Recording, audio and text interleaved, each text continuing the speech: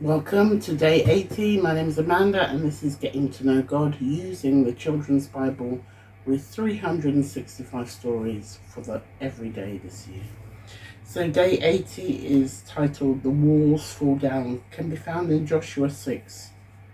The horrified king of Jericho had seen a huge crowd of Israelites that had crossed the Jordan and camped near his city. He ordered the city gates to be shut and barred. Then he waited. When he heard the first shrill blast of the priests' trumpets, he thought the attack had begun. But the line of priests that were with their precious gold chests gleamed in the sun was followed by a silent column of soldiers. Then, one journey around the wall completed, they had gone. That didn't make sense. When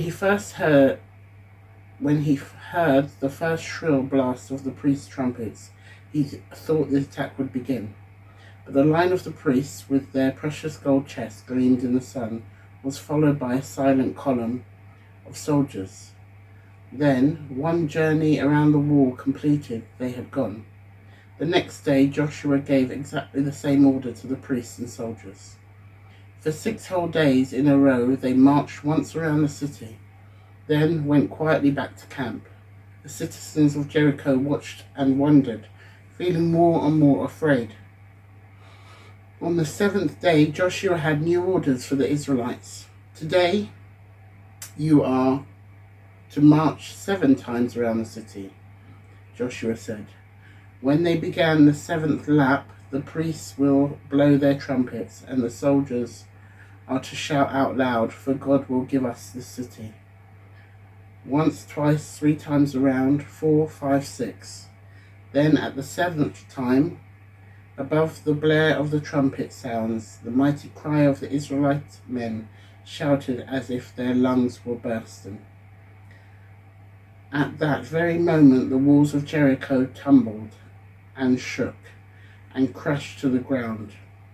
With the wallops of excitement and triumph, the soldiers marched straight into the city and captured it. Some of the soldiers went at once to find Rahab to rescue her and her family.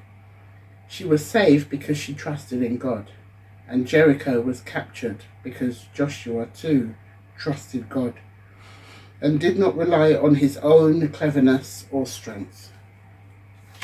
What do you think of that?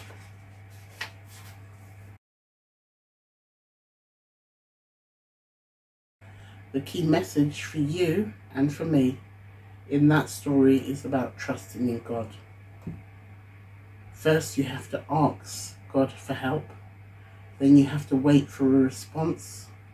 Then as he commands you to do something, so we should do it.